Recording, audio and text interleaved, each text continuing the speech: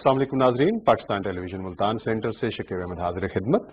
Programme है सरसब्ज पाकिस्तान, वो सरसब्ज पाकिस्तान जो हमारी शदीद तरीन ज़रूरत भी है और हमारी ख्वाहिश भी।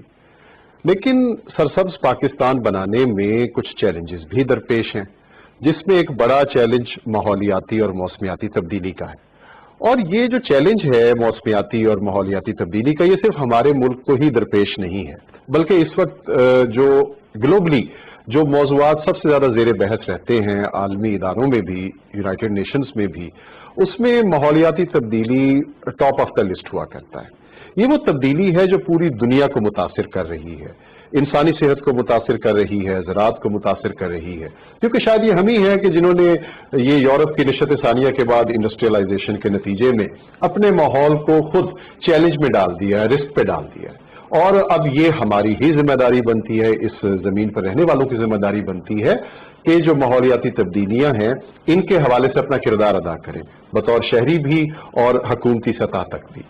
हमारा जो पाकिस्तान का जो मामला है, क्योंकि हम एक एग्रीकल्चरल कंट्री हैं, हमारा बुनियादी शोबा ज़राअत है, हमें ये माहौलियाती तब्दीलियां बहुत ही ज़्यादा मुतासिर कर रही हैं और हमारी फसलें इससे मुतासिर हो रही हैं, हम सब लोगों की सेहत इससे मुतासिर हो रही है। तो ये जो सरसब्ज पाकिस्तान का जो मिशन है, इसमें माहौलियाती तब्दीली एक बड़ा चैलेंज है और यही आज के हमारे इस प्रोग्राम का मौजू भी है। और इस गुफ्तगू में मैं शामिल करूंगा अपने आज के मेहमानों को। उनका तारुफ करवा दूं। पहले मेरे मेहमान जो मौजूद हैं, डॉक्टर सगीर अहमद साहब, एग्री साइंटिस्ट हैं, डायरेक्टर कॉटन पंजाब हैं और माहौलियाती तब्दीली के हवाले से बड़ा गहरा मुताला और इस पर नजर रखते हैं। मेरे दूसरे मेहमान डॉक्टर आबिद हुसैन साहब, आप प्रोफेसर हैं और आपका शोबा जो है, आपकी स्पेशलाइजेशन जो है वो सॉइल साइंसेज और एनवायरनमेंट साइंसेज हैं। डॉक्टर साहब से भी इस मौजू पर बात करेंगे। और मेरे तीसरे मेहमान खालिद महमूद खोखर साहब, सदर हैं किसान इत्तेहाद पाकिस्तान के। तीनों मेहमानों को खुश आमदीद कहते हुए डॉक्टर साहब आपसे गुफ्तगू का आगाज कि ये जो माहौलियाती तब्दीली बड़ा सुनते हैं, कभी सुनते हैं कि पेरिस एग्रीमेंट हो रहा है माहौलियाती तब्दीली के हवाले से, कभी कोई मुआहदा हो रहा है इंटरनेशनल स्केल पे, बड़ी कॉन्फ्रेंसेस भी होती रहती हैं और बहुत कुछ हम इस पे होता देखते हैं। एक आम आदमी कैसे समझे कि क्लाइमेट चेंज क्या है, माहौल और मौसम कैसे तब्दील हो रहे हैं? ये बहुत ही अहम मौजू है जी, जो क्लाइमेट चेंज पर। और पाकिस्तान क्योंकि एक बुनियादी ज़राई मुल्क है, तो ज़राअत और क्लाइमेट चेंज ये बड़ा आपस में गहरा रब्ता है। ये समझना बड़ा ज़रूरी है। एक आम इंसान जैसे आप कह रहे हैं कि क्लाइमेट चेंज ये है क्या, पहले उससे पहले क्लाइमेट क्या है, यानी मौसम, आबहवा क्या है। किसी भी इंटरनेशनल ग्लोबल लेवल पर या एक मखसूस इलाके में रीजनल लेवल पर जो 30 साल का जो टेम्परेचर है, उसकी रेनफॉल है, यानी बारिशों का जो जैसे पैटर्न, उसका एवरेज ले लें तो जैसा पैटर्न रहा है उसको हम कहते हैं क्लाइमेट। अब मौसम क्या है, डे टू डे, यानी हर रोज आता नहीं है, टीवी में आते हैं आज का मौसम ये। मौसम में दो चीजें होती हैं, एक टेम्परेचर बताते हैं दिन का कितना का टेम्परेचर है, रात का कितना टेम्परेचर है, और उसके बाद बताते हैं कि ये इसमें रेनफॉल या ह्यूमिडिटी कितनी है। ये जो दो चीजें हैं वो 30 साल पर मुनसर होता है क्लाइमेट। और साथ आज ये जो मौसम होता है, ये डे टू डे हर दिन की जो मौसम की जो आप जो टेम्परेचर और ये दो चीजें जिसे वेदर कहते हैं। जी सर, वेदर जी। अब अगली बात ये है कि थोड़ा सा इम्पोर्टेंस बताना बड़ा ज़रूरी है इसकी, कि हमारी जो है क्लाइमेट चेंज जो है ये पाकिस्तान को कैसे हिट कर रही है। क्योंकि इसके बगैर गुफ्तगू का अंदाज जो है ना, गुफ्तगू आगे जो है ना, उसमें फिर दिलचस्पी ज़्यादा होगी जी। पाकिस्तान जो कंट्रीज हैं, जैसे ममालिक दुनिया में 7वें नंबर पर है जो ज्यादा इससे मुतासर हो रहा है क्लाइमेट चेंज से। आप अगर इसको देखें, क्लाइमेट चेंज में क्या चीजें आ रही हैं, क्लाइमेट चेंज में आ रही हैं कि टेम्परेचर बढ़ रहा है, उसके बाद बारिशों का जो है वो पैटर्न वो बदल रहा है। ये दो मेन चीजें हैं। और साथ साथ जो उसके इम्पैक्ट्स आ रहे हैं वो है कि प्रेशर बढ़ रहा है जी, ठीक है ना, ड्राउट्स, एक्सट्रीम कंडीशन में या तो बारिशें ज्यादा हो जाती हैं या बारिशें कम हो जाती हैं। इस तरह टेम्परेचर जो है, ये आप टेम्परेचर क्या, अगर मैं थोड़ा सा, मैंने जो एनालिसिस हमने किया है 91 से लेकर मैंने 2020 का कॉटन रिसर्च इंस्टीट्यूट का डेटा लिया, तो मैंने देखा कि टेम्परेचर वहाँ सीजनल टेम्परेचर यानी जनवरी से लेकर दिसंबर तक, तो वो 2.4 डिग्री जो है रात का टेम्परेचर बढ़ा है اور 1 ڈگری جو ہے وہ دن کا ٹیمپریچر بڑھا ہے. اور اگر کاٹن کا آپ اپریل سے لے کر اکتوبر تک لگائیں تو 4 ڈگری جو ہے رات کا ٹیمپریچر بڑھا ہے اور جو ہے 2.2 ڈگری وہ ہے اس کا دن کا. تو یہ سیزنوں میں بتا رہا ہوں. اب آپ دیکھیں کہ پہلے جو ہے اکتوبر میں آپ ٹھنڈ ہوتی تھی, ٹھیک ہے, اکتوبر کے بعد نومبر دسمبر ہمارا یہ پیٹرن جاتا تھا. اب جو ہے اس کے ساتھ جو ہے اب کیا ہو رہا ہے کہ نومبر تک تو آپ کی گرمی ہوتی ہے, نومبر کے بعد جو ہے نا, اور ان کا پھر امپیکٹ آ رہا ہے, وہ جو فصلات پر آ رہا ہے وہ تھوڑا سا میں بتانا چاہوں گا. نمبر 1 جیسے میں نے بتایا کہ پہلا ہے کہ آپ کا جو ہے ٹیمپریچر جب بڑھے گا نا تو فصلات, خاص طور پر کپاس کی بات کی جائے تو کپاس کا تو آپ امپیکٹ سب سے زیادہ جو ہے وہ جو گرمی کے موسم میں آ رہی ہیں نا فصلیں, ان پر زیادہ امپیکٹ ہے. اور اس کا امپیکٹ کپاس کا اگر آپ دیکھ لیں تو کپاس کی اس سال پیداوار جو ہے وہ تقریباً پنجاب کی ہے وہ تو ہم ایکسپیکٹ کر رہے تھے کہ 50 لاکھ ہوگی, لیکن ابھی تک 30 لاکھ بیس ہوئی ہے. جی ڈاکٹر صاحب آپ کی بات کاٹ رہا ہوں, ڈاکٹر عابد صاحب کو بھی ذرا شامل کرتے ہیں. ڈاکٹر صاحب یہ جو بھی ڈاکٹر صغیر صاحب بات کر رہے ہیں کلائمیٹ چینج کے حوالے سے, اچھا ایک تو یہ کہ آپ کیونکہ سوائل سائنسز اور انوائرمنٹ سائنسز آپ بھی اس کو پڑھاتے بھی ہیں, جی یہ جو ماحولیاتی تبدیلی جس کی بڑی شدت سے آج کل بات ہو رہی ہے, اس میں آپ کیا سمجھتے ہیں کہ مین ایلیمنٹس کیا ہیں؟ خاص طور پہ اگر ہم دیکھیں کہ انڈسٹریلائزیشن کے بعد یورپ کی جو نشت ثانیہ ہوئی 16ویں صدی سے, اس کے بعد ایک دم بڑی ریپڈ انڈسٹریلائزیشن ہوئی ہے اور جس کے نتیجے میں ماحول پر بہت زیادہ اثر پڑ رہا ہے. تو ہمارے ہاں ایک ترقی پذیر ملک ہونے کی حیثیت سے ہم متاثر زیادہ ہو رہے ہیں, اگرچہ ہمارا اس میں کنٹریبیوشن کم ہے. تو آپ اس کو کس نظر سے دیکھتے ہیں؟ اگر ہم موسمیاتی تبدیلیوں کی بات کریں تو جیسے ڈاکٹر صاحب نے کہا کہ یہ پوری دنیا کو ہی افیکٹ کر رہی ہیں. اب اس میں پاکستان کوئی اکیلا ملک نہیں ہے, لیکن ہم 7ویں نمبر کے اوپر سب سے زیادہ افیکٹی ہیں جو اس چیز سے افیکٹ ہوں گے. اس کی وجہ یہ ہے کہ ہم ایک انڈر ڈیولپ کنٹری ہیں یا ڈیولپنگ کنٹریز ہیں. تقریباً 7 سے 14 بلین ڈالر سالانہ چاہیے جو کہ کلائمیٹ چینج کے جو مختلف افیکٹس ہیں اگر آپ نے ان سے بچنا ہے, ان کو کنٹرول کرنا ہے مختلف طریقوں سے, تو ہمیں 1 سال کے اندر اتنے زیادہ پیسے چاہیے اس کو کنٹرول کرنے کے لیے. ظاہر ہے کہ یہ ساری چیزیں ہمارے پاس نہیں ہیں. انڈسٹری بھی ہماری گرو کر رہی ہے, لیکن اس کے اندر وہ سٹینڈرڈائزیشن جو کہ یورپ کے اندر امپلیمنٹڈ ہے وہ ابھی تک ہمارے ہاں اس طرح سے امپلیمنٹ نہیں ہے. پھر ہماری جو گرین ہاؤس گیسز ہیں جن کے اندر سب سے بڑا رول جو ہے وہ میتھین کا ہے, کاربن ڈائی آکسائڈ بڑھ رہی ہے, پھر اس کے ساتھ ساتھ نائٹرس آکسائڈ ہے, اور اس کے ساتھ اور دوسری گیسز ہیں, اور پھر اس کے اندر سب سے بڑا کنٹریبیوٹر جو ہے واٹر ویپر ہے. اچھا ڈاکٹر صاحب سوری آپ کی بات کاٹ رہا ہوں جی کہ یہ جو ابھی آپ نے سٹینڈرڈز کی بات کی کہ ہماری انڈسٹریز کے جو سٹینڈرڈز ہیں اور جو یورپ اور امریکہ میں, ان میں ڈفرنس کیا ہے؟ بیسیکلی ڈفرینس کوئی نہیں ہے, ہمارے ہاں سٹینڈرڈز موجود سارے ہوتے ہیں, ٹھیک ہے, لیکن بیسک چیز آتی ہے اس کی امپلیمنٹیشن کے لیے. جب آپ نے امپلیمنٹ کرنی ہے, ظاہر ہے کہ یہاں پہ امپلیمنٹیشن اس لیول تک جو ہے ہماری وہ نہیں ہوتی, اس میں کچھ ہماری اپنی مجبوریاں ہوتی ہیں. ظاہر ہے وہ تھرڈ ورلڈ کنٹریز یا جو ڈیولپنگ کنٹریز ہوتے ہیں ان کی مجبوریاں ہوتی ہیں کہ جس میں وہ انڈسٹری کو پوری طرح سے ہمیں فیسیلیٹیٹ بھی کرنا ہوتا ہے, لوگوں کو انکریج بھی کرنا ہوتا ہے کہ وہ انڈسٹری لگائیں, کیونکہ لوگوں کا روزگار ڈائریکٹلی یا انڈائریکٹلی اس سے وابستہ ہوتا ہے, ہم ان کو بند بھی نہیں کر سکتے. لیکن اس کے ساتھ ساتھ جو ہے ہمیں ان کو تعلیم بھی دینی ہے. یہ ایک ایوولوشنری پروسیس ہے جس میں اصل میں لوگوں کو اویئرنیس پہلے ہو, پھر اس کے بعد امپلیمنٹیشن کی طرف آنا چاہیے. اب جیسے آپ دیکھتے ہیں کہ 2 اسٹروک رکشا ہم نے کب سے بند کر دیا ہے, لیکن پھر بھی چلتا ہے. موٹر سائیکل ہمیں وہ پسند ہے جس کی آواز زیادہ ہے. تو ہمیں ان ساری چیزوں کو جو ہے ہمیں اس چیز کو بھی سمجھنے کی ضرورت ہے ایک سٹیزن لیول کے اوپر بھی کہ ماحولیاتی تبدیلی کے اندر کہیں میں بھی تو کنٹریبیوٹ نہیں کر رہا. کیا میں اپنے ایک چھوٹے سے قدم سے, اپنی ایک چھوٹی سی کوشش سے میں ان ساری چیزوں سے بچ سکتا ہوں؟ جب ہارن آپ بجاتے ہیں وہ بھی ایک انرجی اس سے ریلیز ہوتی ہے انوائرمنٹ کے اندر. جب آپ سلنسر کھول کے کوئی چیز چلاتے ہیں, جب آپ کی گاڑی جو ہے وہ زیادہ دھواں دیتی ہے. اب امپلیمنٹ قانون, ہمارے پاس جو قانون موجود ہے کہ سالانہ گاڑیوں کی جو ہے وہ چیکنگ ہونی چاہیے, انسپیکشن ہونی چاہیے, انسپیکشن سینٹرز بھی بنے ہوئے, لیکن کتنی گاڑیاں کراتی ہیں؟ تو یہ اس چیز کو جو ہے وہ اسٹرانگ کرنے کی ضرورت ہے. وہاں پہ ظاہر ہے ریسورسز کی بات جو میں نے کہی پہلے کہ 7 سے 14 ارب ڈالر چاہیے کہ جتنی پالیسیز اگر اس کے امپیکٹ سے ہم نے بچنا ہے کلائمیٹ چینج کے، جس سیویرٹی سے ہم افیکٹ ہو رہے ہیں، تو اتنے زیادہ پیسے ہمیں سال کے چاہیے. ظاہر ہے ان میں سے کچھ چیزوں کے اوپر ہم عمل کر پا رہے ہیں، جیسے بلین ٹری سونامی جو ہم نے پروجیکٹ کیا، بہت اچھا پروجیکٹ ہے. اس سے بہت دیکھیں 2015 سے جس طرح ہم موسمیاتی تبدیلیوں میں بہت تیزی سے جا رہے تھے، 2015 کے بعد سے ہم اس رفتار سے نہیں جا رہے ہیں. ہمیں اس میں جو ہے وہ کسی حد تک جو ہے وہ کمی آئی ہے. جی ڈاکٹر صاحب، خالد کھوکھر صاحب سے بات کرتے ہیں. خالد صاحب یہ بتائیے کہ ہمارا کسان، بنیادی طور پر ہم ایک ایگریکلچرل کنٹری ہیں، بالکل ایک طے شدہ حقیقت ہے یہ. ہمارا کسان اتنا پڑھا لکھا بھی نہیں ہے اور اس کو اس موسمیاتی تبدیلیوں کا سب سے زیادہ اثر اس پہ پڑ رہا ہے، اس کی فصلوں پر پڑ رہا ہے، اس کی ان پٹ اور آؤٹ پٹ پہ پڑ رہا ہے.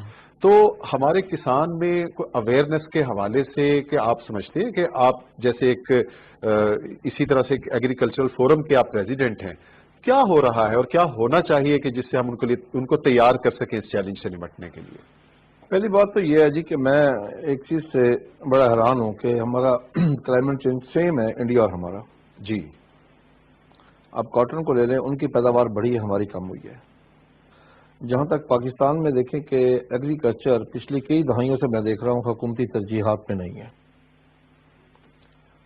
اس وقت ریسرچ کا بجٹ جو ہمارا ہے وہ ایگریکلچر کی جی ڈی پی کا 0.18 ہے، اور ہماری جی ڈی پی ایگریکلچر کی جی ڈی پی بہت تھوڑی سی ہے. اب اگر انڈیا کو لے بہت بڑی جی ڈی پی ہے، ان کا 0.4 ہے، چائنا 0.5 ہے، برازیل 1.75 ہے.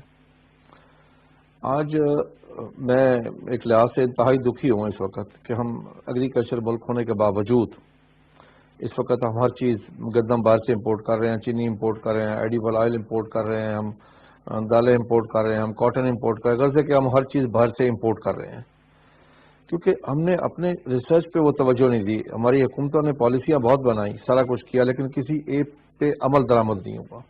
جی بالکل ہی آج تک میں نے نہیں دیکھا کوئی پالیسیاں بہت اچھی بنی ہوئی ہیں لیکن ان پہ عمل درآمد نہیں ہے. اب ہماری مین کراپ تھی کپاس، جو اب کاشتکار اس وقت فیصلہ کر چکے کہ ہم نے کپاس نہیں لگانی، بہت کم کاشتکار اگلے سال کپاس لگائیں گے، دن بدن اس کی کم ہوتی جا رہی ہے.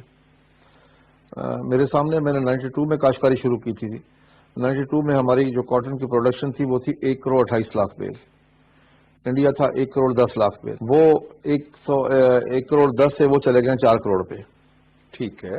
اور ہم نے ویٹ کم کر کے ہم اس دفعہ میکسیمم 5.56 ملین بیل تک ہم پہنچیں گے. کلائمیٹ چینج تو سیم ہے دونوں طرف، اس میں تو کسی قسم کا کوئی فرق نہیں ہے. ہاں بتا ہماری اپنی ترجیحات پہ فرق ہے، ہماری اپنی سوچ پہ فرق ہے. اور ایز اے شہری میں بات کروں کہ ہم بھی اپنی جو ہے نا ذمہ داریاں پوری نہیں کرتے. ہم ایک ایئر کنڈیشن کا ایک دن کا 2,000 روپے بل دے دیں گے لیکن 5 روپے کا درخت لے کے نہیں لگائیں گے اپنے ملک میں. ہمیں یہ سوچ بھی اپنی ڈیولپ کرنی پڑے گی کہ ہم درخت لگائیں، جہاں بھی ہمیں خالی جگہ ملے، جہاں بھی ہم لگا سکتے ہیں درخت لگائیں تاکہ کلائمیٹ چینج کے اثرات جہاں پہ کم سے کم ہوں. جی اس میں کوئی شک نہیں ہے کلائمیٹ چینج سے یہ ہوتا ہے کہ فرض کیا 3 دن پہلے کوہرا پڑا ہے کافی زیادہ. ہاں جی. اب اس میں جہاں پہ آلو کی فصل اس کو افیکٹ ہوا، باغ کی فصل کو ہوتا ہے، اچھا گندم کی فصل کو فائدہ ہوتا ہے. بالکل. یعنی کہ اللہ تعالیٰ کی طرف سے مختلف ایک نظام ہے، ایک سسٹم ہے. اچھا اب اس کے لیے ہم کیا کر سکتے ہیں؟ جو کاشتکار تھوڑا بہت اندازہ ہواؤں کا رخ دیکھ کے، میں ان پڑھ کاشتکار جو ہمارے پانی لگاتے ہیں وہ بھی اندازہ لگا لیتے ہیں کچھ نہ کچھ کہ جی آج کوہرا پڑے گا. اس میں اگر ہم اپنی باغ میں دھونی لگا دیں، ہم پانی لگا دیں، آلو کو پانی لگا دیں تو اس کا اثر کم سے کم اثر ہوتا ہے. ٹھیک ہے. اچھا اسی طرح گندم کو پانی لگا ہوا اس کو میکسیمم فائدہ ہوتا ہے. ٹھیک ہے. تو ہمارا جو کاشتکار جو میں نے دیکھا ہے جی، میں پچھلے 25 سال سے 30 سال سے کاشتکاری کر رہا ہوں جی، جو ہمارا بالکل ان پڑھ سے ان پڑھ ہے ہمارا پانی لگانے والا تھا، اس کی بھی ایک اپنی سائنس ہے جی. ٹھیک ہے. بالکل. میں گرمیوں میں اکثر دیکھتا کہ دکن چل رہا ہوتا تھا، وہ کہتے ہیں دکن چل رہا ہے اس سپیڈ سے امید ہے 2 دن بعد بارش آئے گی. یعنی اور ایکسیکٹ ان کے پاس کوئی تعلیم نہیں ہے، کوئی نالج نہیں، ان کا اپنا ایک تجربہ ہے، اپنا ایک ان کا ایک ایکسپیرینس کو فور کاسٹ کر لیتے ہیں، فور کاسٹ کر لیتا ہے. لیکن ہونا یہ چاہیے کہ حکومتی لیول پہ جس حد تک اس پہ کلائمیٹ چینج پہ کام ہونا چاہیے، مجھے وہ نظر نہیں آ رہا کہیں بھی کہ اس پہ کام ہو رہا ہو. खोकर साहब, इसी हवाले से फिर दोबारा डॉक्टर सगीर साहब को शामिल करते हैं। डॉक्टर साहब, खालिद साहब की बातें भी आप सुन रहे हैं। अच्छा, एक तो ये देखें, हमारा कॉटन जो है वो जिसको कहते हैं वाइट गोल्ड है इस मुल्क का, और हमारी कॉटन क्वालिटी वाइज भी बहुत अच्छी थी, लेकिन जैसे खोकर साहब ने बताया कि एक तो उसकी यील्ड भी कम हो रही है। तो ये जो क्लाइमेटिक जो सिचुएशन हमारे पास बन रही है, ये उसका असर है इसकी यील्ड पर? हमारे क्या वो सोइंग और कल्टीवेशन के मौसम तब्दील हो रहे हैं, उसकी वजह से फर्क पड़ रहा है? आप टेक्निकली इसको कैसे एनालाइज करते हैं? जी बिल्कुल, ये देखें ना, क्लाइमेट का पूरी दुनिया पर असर है। जी इंडिया की बात करें, इंडिया की फी का जो पैदावार है वो 15 मन है, जबकि पाकिस्तान की फी का पैदावार 18 मन है। इस साल 17 मन है, वरना मतलब है कि हम 20 मन के इर्द गिर्द। लेकिन वहाँ कॉस्ट ऑफ प्रोडक्शन जो है, लागत कास्ट जो है ना, वो आप देखें 25,000 रुपया फी एकड़ आ रही है और 52,000 रुपया उनकी इनकम है, तो 100% मुनाफा, तो वो दे रहे हैं सब्सिडी। इस बात को तो आप छोड़ दें कि क्या नाम है। लेकिन एक बात बड़ी इंपॉर्टेंट है कि क्लाइमेट, आखिर देखें ना, आप कब तक सब्सिडी देंगे? $14 billion we are losing every year. हर साल क्लाइमेट चेंज की वजह से क्रॉप यील्ड हमें कम हो रही है ना, उसे एक एस्टिमेटेड है कि $14 बिलियन डॉलर। और ये एस्टिमेट भी किया जा रहा है कि अगर हमारा ये काम ऐसे रहा तो 25% हमारी जो क्रॉप 2050 तक जाना, ये यील्ड का वजह। लेकिन कॉटन का तो अभी इम्पैक्ट आ गया है। आप कॉटन का जो कह रहे हैं ना, ये तो 25% वहां गया, मैं तो कहता हूँ 100%।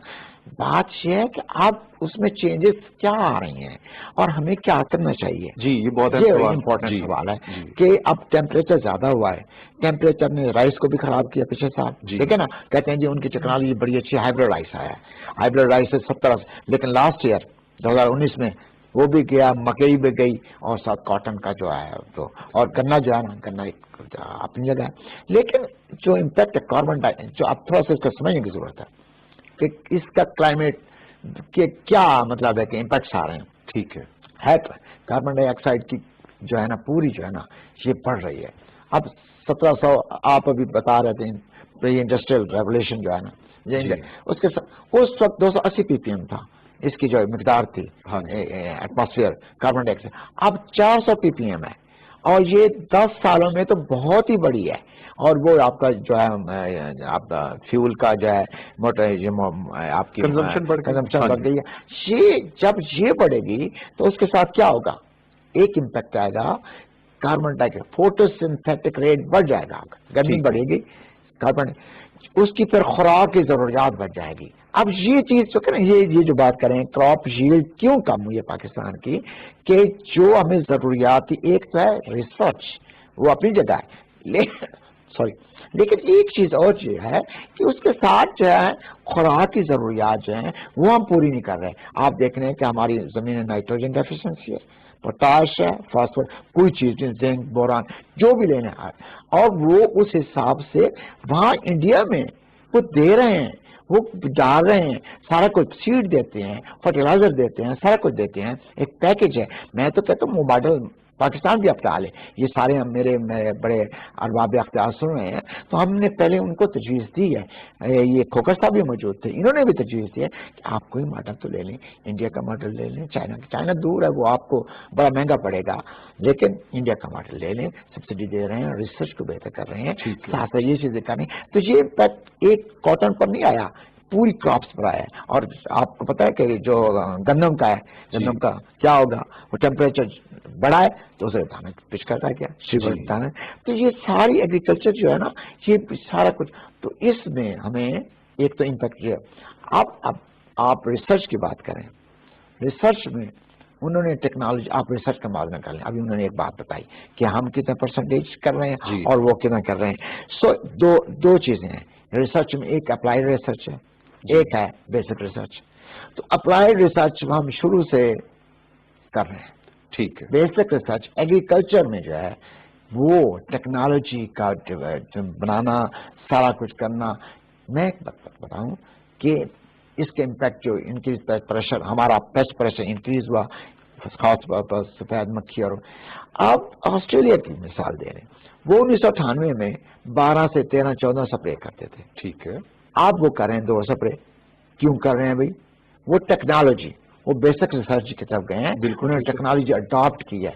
अब वो ये काम हमें या तो देखें मॉन्सेंटो ने बनाई, جی وہ جو جین بنایا ٹیکنالوجی بیٹی ٹیکنالوجی وہ سمجھتے یو ایس سے بنی لیکن اڈاپٹ کس نے کی آسٹریلیا 60 منفی ایکڑ پیداوار ہے 1962 میں ان کے 25 منفی ایکڑ پیداوار تھی اب وہ گریجولی انکریز کیے اب for the last couple of years ان کی اسٹیگننٹ ہے وہ پورے ورلڈ میں اسٹیگننٹ ہے ایک بات میں بتا دوں کاٹن کی جیل پورے ورلڈ میں اسٹیگننٹ ہے for the last couple of years 2015 کے بعد جو ہے نا وہ کوئی بوم نہیں آ رہا جو آپ کریں لیکن ہماری جیل نیچے جائے اسٹیگننٹ کے ہم بھی اسٹیگننٹ ہیں 20 من کا لیکن ہم تو ڈاؤن جا رہے ہیں. So these are some of the things, factors which we need to be focused. بالکل ڈاکٹر عابد صاحب ہمارے جو تعلیمی ادارے ہیں ذرا ریسرچ بھی وہاں پر ہونی ہے ریسرچ کی فیسلٹیز بھی آپ کے پاس بھی ہوں گی موجود تو آپ اس موسمیاتی اور ماحولیاتی تبدیلی کے حوالے سے ریسرچ کے اس مخصوص شعبے میں کیا کنٹریبیوٹ کر رہے ہیں اور کیا آپ سمجھتے ہیں کہ ماحولیاتی تبدیلیوں سے نمٹنے کے لیے ہمیں گورنمنٹل لیول پہ اور سٹیزن لیول پہ کس طرح کی حکمت عملی اپنانی ہے؟ جی شکریہ. یونیورسٹیاں جو ہیں اب اگر پنجاب میں بات کریں تو 3 زرعی یونیورسٹیاں ہیں جی ایک پنڈی میں ہے ایک فیصل آباد میں اور ایک ادھر ملتان میں بنی ہے. ہماری یونیورسٹی کو بنے ابھی 4 سال ہوئے ہیں. اس طرح کے جو کلائمیٹ سے ریلیونٹ چیلنج آئے ہیں اس کے اندر دیکھیں سب سے بڑا چیلنج آپ دیکھیں کہ ملتان کے اندر یہ آیا کہ اربنائزیشن کی وجہ سے شہر پھیلے تھے اس کی وجہ سے آپ دیکھیں کہ کتنے باغات ہیں جو آموں کے کٹ کے جی اس کے اندر پھر ضرورت تھی کہ اب کراپ بھی یہ ہمیں چاہیے کیونکہ ہماری کیش کراپ ہے اس سے ہم بہت زیادہ جو ہے وہ ایڈوانس چیزیں لیتے ہیں. 2018 میں یونیورسٹی نے انیشیٹو لیا کہ یہاں پہ جو ہے وہ ہمیں اسمال ٹری سسٹم جو ہے اس کو انٹروڈیوس کرانا چاہیے. یعنی عام طور پہ ہم باغات میں کوئی 70-80 پودے میکسیمم ابھی لگاتے ہیں اس کے اندر ماڈل ہے کہ آپ 1333 پودے فی ایکڑ بھی لگا سکتے ہیں. آپ پودوں کو چھوٹا رکھیں گے 8 فٹ تک صرف اس کی ہائٹ جائے گی لیکن اس میں پروڈکشن پوٹینشیل جو ہے وہ اس سے 10 گنا زیادہ ہے. ٹھیک ہے. جو دنیا کے جدید ملک ہیں وہ اس ٹائم تقریباً ہم سے 3 سے 4 گنا لے رہے ہیں اور کوالٹی بھی اس سے بہتر ہو رہی ہے کیونکہ اب جو دور ہے وہ یہ نہیں ہے کہ جس طرح سے ہم پہلے سے زراعت کر رہے ہیں اسی طرح کریں. ہمیں اب جتنی پروٹیکٹیو ایگریکلچر جس کو ہم کہتے ہیں اس کی طرف جانا ہوگا. جب ہمیں موسمیاتی تبدیلیاں اتنی شدید طریقے سے افیکٹ کر رہی ہیں تو جتنے زیادہ فیکٹر ہماری کنٹرول کرنے کی رینج میں ہوں گے ہم اتنا ہی زیادہ بہتر پرفارم کر سکیں گے. اب جیسے پہلے پودا جو تھا وہ آم کا 40-50 فٹ ہے اگر آپ نے اس کے اوپر سپرے کرنی ہے کوئی پیسٹ پریشر آ گیا ظاہر ہے ممکن نہیں یا بہت ہی اس کے اوپر سپرے نہیں پڑتی. لیکن اگر آپ نے وہاں پہ کوئی فزیکل آپریشنز کرنے ہیں ان ساری چیزوں کو کرنے کے لیے تو وہ ممکن نہیں تھا.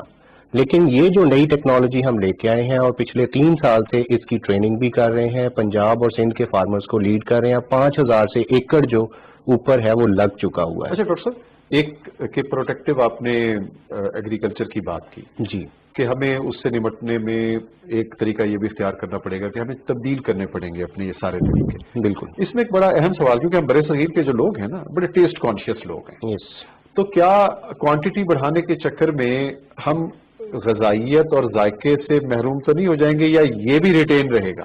یہ بلکہ اس سے بہتر ہوگا کیونکہ جب ہمارے پاس پرانی ٹیکنالوجی ہے تو اس میں نہ ہم کھاد بہتر طریقے سے دے سکتے ہیں نہ اس میں پانی جو ہے وہ بہتر طریقے سے دے سکتے ہیں نہ ہی اس کے اندر دوسرے جو عوامل ہیں ان کو کنٹرول کر سکتے ہیں. تو نئی جدید ٹیکنالوجی کے اندر آپ ہر چیز جو ہے وہ بہتر طریقے سے اپلائی کر سکیں گے. ٹھیک ہے. خالد کھوکھر صاحب ایک بڑا اس عہد کا بڑا ایک مقبول ایک تصور ہے پبلک پرائیویٹ پارٹنرشپ کا کہ اب سب کچھ گورنمنٹ نہیں کر سکتی خاص طور پہ ہم جیسا ترقی پذیر ملک پاکستان جیسا جس کی اتنی بڑی آبادی ہو 20-22 کروڑ آبادی تو اس میں پھر پرائیویٹ سیکٹر کا بڑا ایک رول آ جاتا ہے پھر جس میں آپ لوگوں کی جو آرگنائزیشنز ہوتی ہیں اس شعبے کی ان کا اپنا ایک بڑا اہم کردار ہوتا ہے.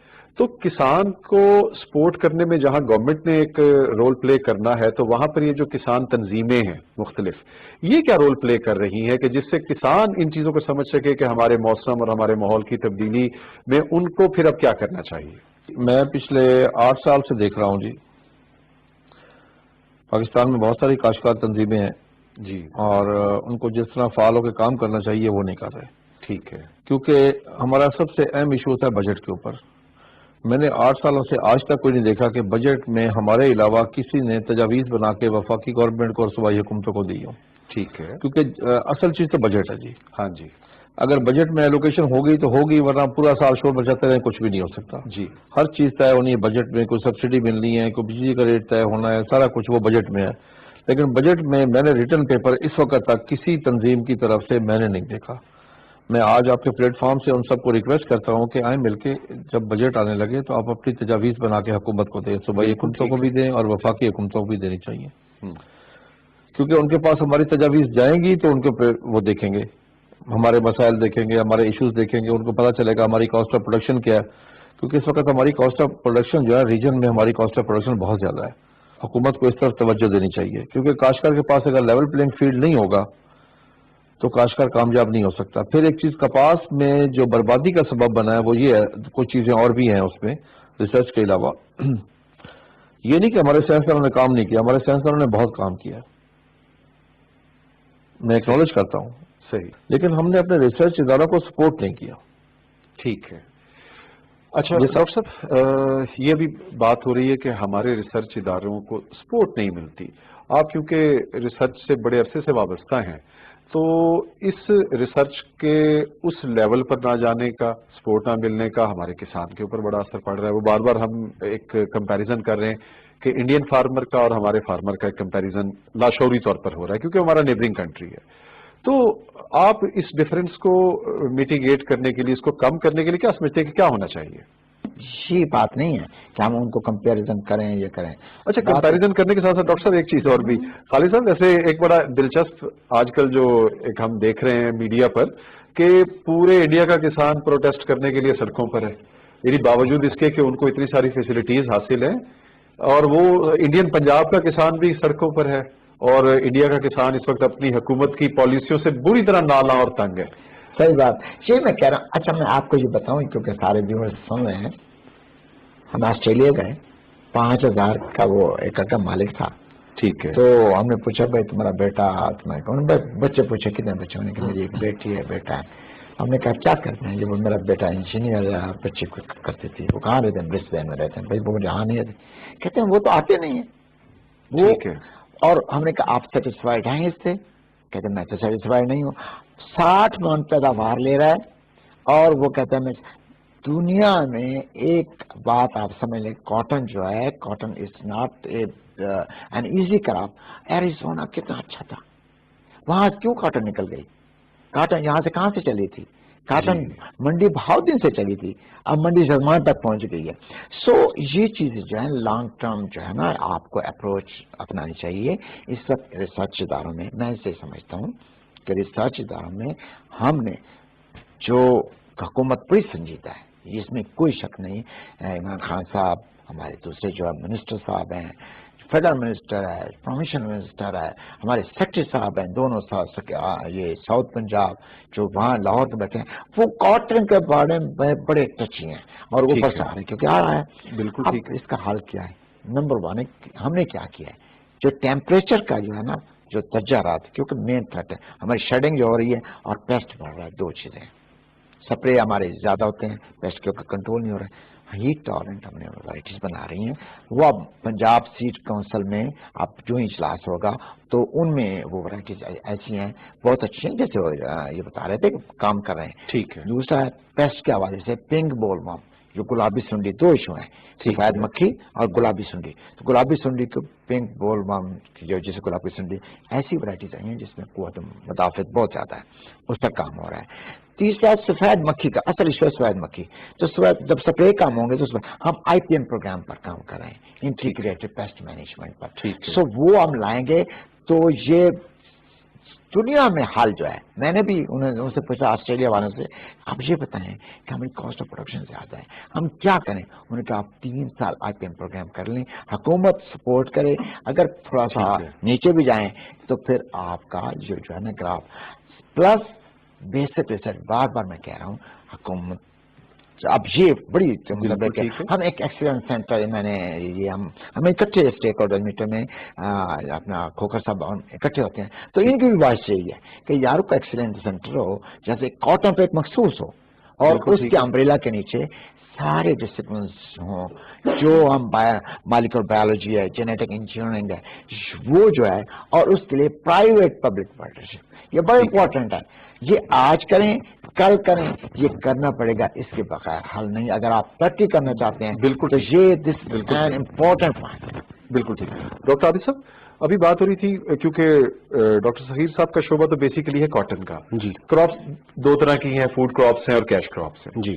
کیا آپ دیکھتے ہیں بینگ اے سائنٹسٹ اور بینگ اے ریسرچر کہ کیونکہ ہر علاقے کے اپنے اپنے ڈائنامکس ہیں، کلائمیٹ چینج کی وجہ سے آپ کچھ ایسا دیکھتے ہیں کہ جہاں پر پہلے کاٹن تھی یا کوئی اور کیش کراپ تھی، اب وہاں فوڈ کراپس زیادہ بہتر رہیں گی، اور جہاں پہلے فوڈ کراپس تھیں اب وہاں پر کیش کراپس کا لگانا زیادہ بہتر ہوگا اس موسمیاتی تبدیلی کی وجہ سے؟ جی، اس میں اس کو ہم اپنی زبان میں کہتے ہیں ایگرو ایکولوجیکل زوننگ. ٹھیک. یہ آلریڈی ایف اے او نے جو ہے اقوام متحدہ کے پروگرام کے تحت یہ ہو چکی ہے. ٹھیک ہے. تو اس کے اندر یہ ہے کہ جیسے اب ہمارا بہاولپور ڈویژن ہے وہ کاٹن کے لیے بہت اچھا ہے. ٹھیک ہے. اب جیسے یہ علاقہ ہے ملتان، یہاں پہ اب کاٹن اتنی سوٹیبل کنڈیشنز نہیں ہے، اس کو باغات کی طرف شفٹ ہو جانا چاہیے. جیسے یہ آموں کا علاقہ ہے تو آم کے اوپر ہمیں یہاں پہ کام کرنا چاہیے، گندم کے اوپر یہاں پہ کام کرنا چاہیے، اور دوسرے باغات جیسے اب امرود کافی زیادہ لگ رہا ہے اس علاقے کے اندر، اور اس کے علاوہ اور بھی مختلف فصلیں جو ہیں وہ آ رہی ہیں. اگر آپ چناب کو کراس کر جائیں تو فش فارمنگ کا جو کنسیپٹ ہے وہ بڑا اچھا جا رہا ہے، اور اس کے اندر پرائیویٹ سیکٹر جو ہے وہ اس کی بڑی امپورٹنس ہے. ڈاکٹر صاحب نے بالکل صحیح کہا کہ ریسرچ میں سے اتنی دیر تک آپ کو پازیٹیو ریزلٹ یا افیکٹو ریزلٹ نہیں مل سکتے جب تک پرائیویٹ سیکٹر جو ہے وہ اس کے اندر اپنا سٹیک نہیں لے کے آتا. کیونکہ ریسرچ جب گورنمنٹ اداروں میں ہو رہی ہوتی ہے تو ظاہر ہے کہ وہ ایک اپنے لیول تک ہو رہی ہوتی ہے، اس کے اندر ہمیں پرابلم آتا ہے جا کے کمرشلائزیشن. ٹھیک ہے. کہ